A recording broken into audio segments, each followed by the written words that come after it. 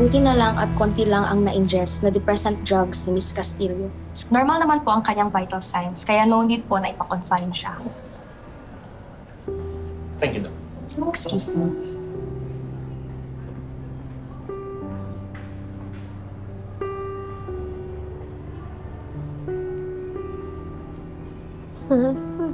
Salamat doon dumating kayo. Kasi kung hindi pa ka napahamak, nakuha ko. Wala naman sa akin binatbat yung Mr. Valderrama na yun eh. Partida pa ha. May hangover pa ako. Sir, salamat kayo. Natakot ako sobra, sir. Wala na, yung mama ko, yung kapatid ko. Sila lang iniisip ko. Ako lang yung inaasahan nila. Paano kung may nangyari sa akin? Hindi ko alam ano gagawin. Hindi kaya.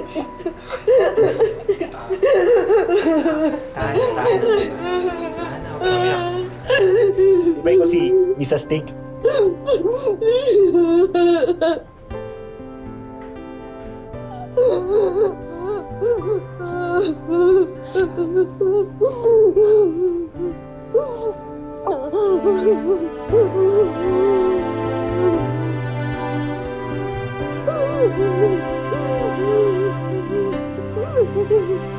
Nurse, excuse me.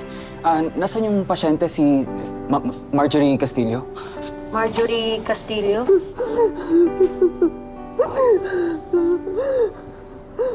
Doon lang po, sir.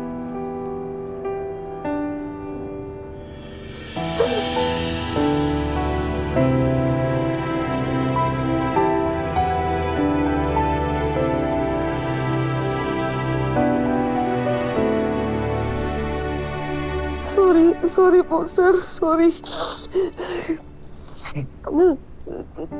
Para saan? Iyakap ko po kayo eh. Sorry, na-carried away lang po ako. Ayun. I always have that effect on women.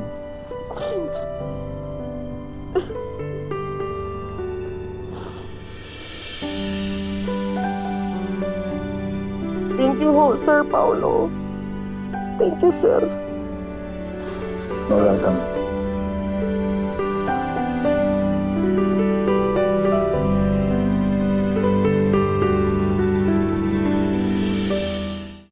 Sige po, ma'am.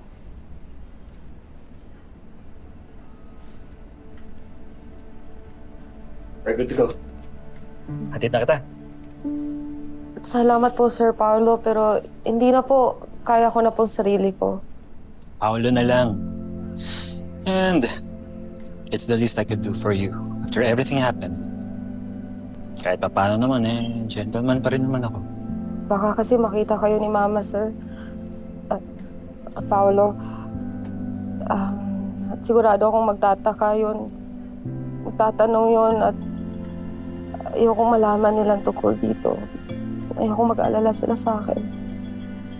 Fair enough. Okay, basta huwag mo kakalimutan yung sinabi ng doktor, ha? May effect pa rin sa katawan mo yung drug na pinasok sa'yo for the next 6 to 12 hours. Okay, kaya kailangan mo pa rin magpahinga. Ha? Until it completely wears off. Tsaka kapag kaya mo na, sabihin mo sa akin, ha?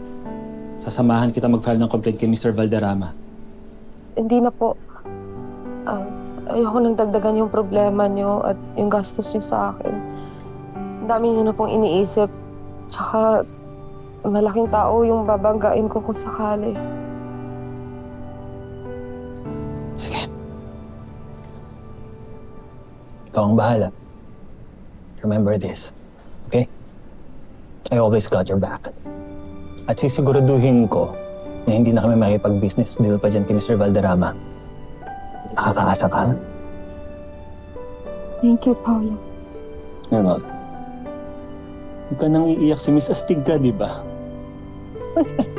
Ano?